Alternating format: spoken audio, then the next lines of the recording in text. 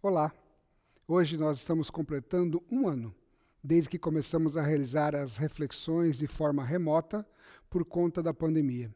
Neste ano que passou, contando com a meditação de hoje, são 55 mensagens, uma por semana. Através delas, eu tenho tentado oferecer para vocês uma palavra de ânimo, encorajamento e esperança para enfrentarmos esse momento histórico e tão difícil pelo qual estamos passando. Apesar de muitos continuarem vivendo como se tudo estivesse normal, após um ano o mundo está vivendo o seu pior momento da pandemia, infelizmente. A situação aqui no Canadá também deu uma piorada, mas quando eu olho para a situação no Brasil, meu coração se abate profundamente. Desde o começo da pandemia, nunca tantas pessoas conhecidas e próximas minhas foram atingidas pela Covid como nessas últimas semanas. E certamente, esta é a sua realidade também. Todos os dias eu recebo pedidos de oração por algum querido, alguém conhecido que está internado em estado crítico de saúde. Todos os dias eu vejo publicações de amigos e amigas nas redes sociais que perderam pais, mães, irmãos, tios, amigos. O luto está presente em quase todas as famílias. A preocupação com os entes queridos é grande. E a angústia por conta daqueles que têm membros da família internados em hospitais também é algo muito grande, enorme. Toda essa situação nos faz perceber com mais clareza o quão frágeis nós somos e como não temos controle sobre a nossa própria vida. Hoje podemos estar bem, amanhã poderemos estar experimentando os primeiros sintomas dessa doença. Uma semana depois poderemos estar internados em um hospital e aí não interessa mais se você tem histórico de atleta ou se você é jovem ou uma pessoa forte. Você não tem mais controle sobre o vírus, o efeito desse vírus ou dessas variantes do vírus na sua vida. Quando a morte ronda a nossa porta, nós nos damos conta de que nós não podemos controlar a nossa vida. A nossa vida está nas mãos de Deus. E é diante dele que nós estaremos no segundo seguinte que nós enfrentarmos a morte. É diante de Deus que estaremos no segundo seguinte da morte, se ela acontecer. Eu sei, você deve estar pensando, puxa, Adrien, eu pensei que você fosse trazer uma palavra de esperança, de conforto, motivação, diante desse momento tão difícil pelo qual nós estamos vivendo. Aí você vem falar de morte, de nos encontrarmos com Deus. Sim, eu quero e espero que essa palavra seja uma palavra de esperança e que conforte seu coração, pois o melhor lugar para se estar é nas mãos de Deus. Mas a morte, ela é uma realidade que cedo ou tarde nós todos enfrentaremos. E nós precisamos estar preparados para nos encontrar com o nosso Criador. Você está preparado para se encontrar com o seu Criador? No livro do profeta Amós, nós encontramos uma exortação, o profeta exortando o povo de Israel a se preparar para se encontrar com o Deus Criador. Veja o que Amós diz em seu livro. Ele fala assim: tudo isso eu fiz a você. É como se Deus estivesse falando através do profeta. Tudo isso eu fiz a você, Israel, e foi por isso que eu fiz. Mas o tempo acabou, Israel. Prepare-se para se encontrar com o seu Deus. Vejam quem está aqui. Aquele que formou as montanhas, o que fez o vento. Ele planejou tudo antes de Adão existir. Ele consegue fazer tudo surgir do nada, como a aurora da escuridão. Ele vem montado nos cumes das montanhas. Seu nome é Senhor dos exércitos de anjos. Amós, ele era um pastor de ovelhas em Tecoa, uma pequena cidade de Judá, no Reino do Sul. mas foi chamado por Deus para anunciar a mensagem em Israel, o Reino do Norte, por volta do ano 750 a.C., durante o reinado próspero de Jeroboão II. A situação econômica de Israel, ela era muito boa, próspera, mas o povo vivia em pecado e bem longe de Deus. Falando em nome de Deus, Amós denuncia a injustiça do povo, a corrupção e a opressão que reinavam no país. O povo não era sincero na prática da sua religião e por toda parte havia injustiça e desonestidade. O profeta então apela ao povo que se arrependa dos seus pecados e que todos voltem para Deus, fazendo o que é bom e odiando o que é mal. Por isso Amós alerta o povo para estar preparado para o dia do encontro com Deus. Esse alerta serve para nós também. Nós não sabemos como será e quando será o dia do nosso encontro com o nosso Criador. Nós não sabemos nem como será o amanhã. Não temos o poder para controlar o nosso futuro. Por mais que planejemos, nós não podemos ter garantias de que amanhã estaremos vivos. Por isso, precisamos estar preparados para nos encontrar com o nosso Criador. Claro, precisamos também tomar todos os cuidados possíveis para preservarmos a vida, para enfrentarmos essa pandemia e vencê-la.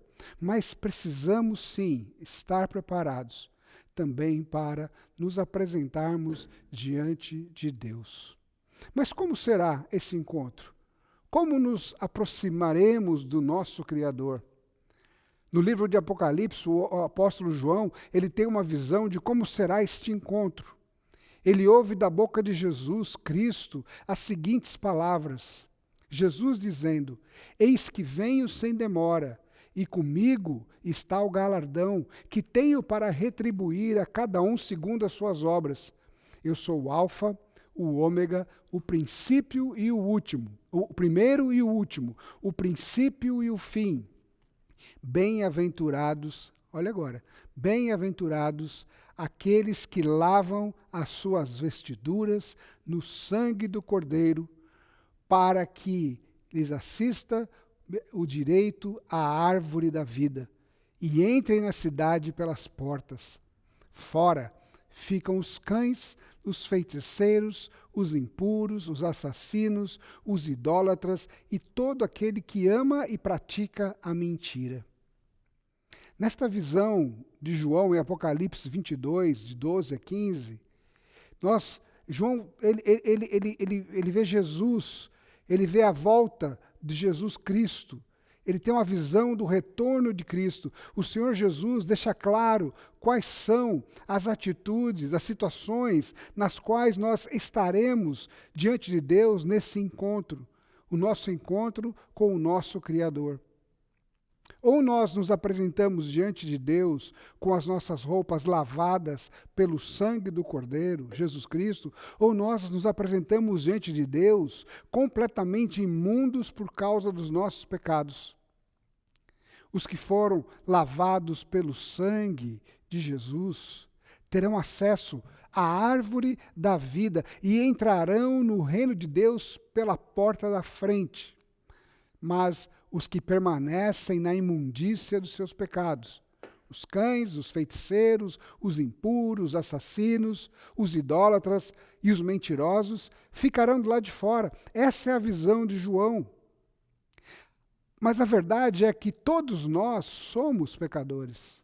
Todos nós, em certa medida, nos encaixamos nessa lista de pecadores. Nenhum de nós, por conta própria, é capaz de se apresentar limpo diante de Deus. Mas Deus, ele é rico em misericórdia. Por meio de Jesus, por meio do sangue de Jesus, ele nos purifica de todo o pecado. E essa é a mensagem do Evangelho.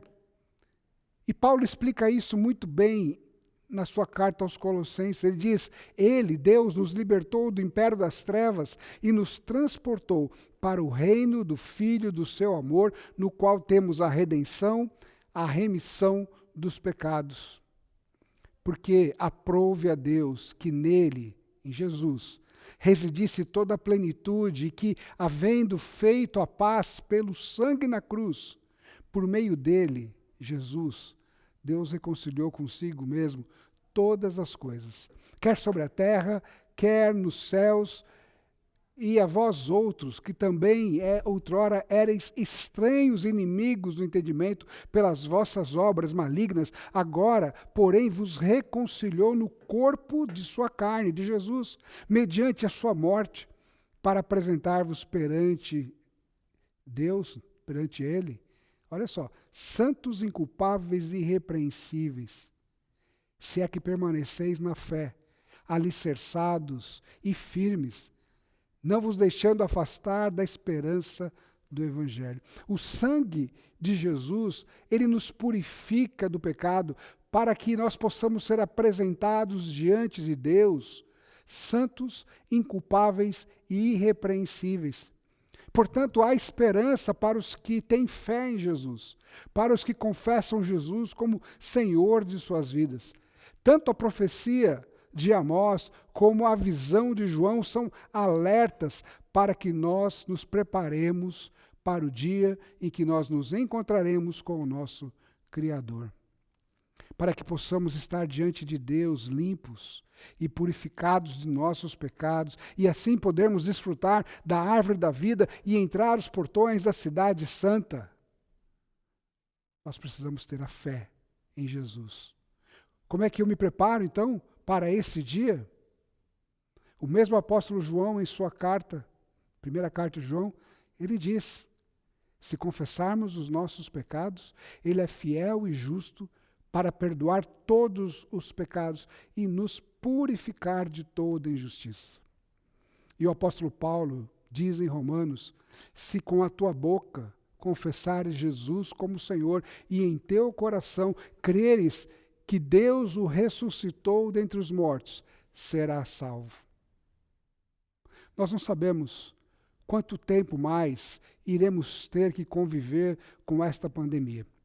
Nós não sabemos quantos mais perderão a vida por causa desse vírus.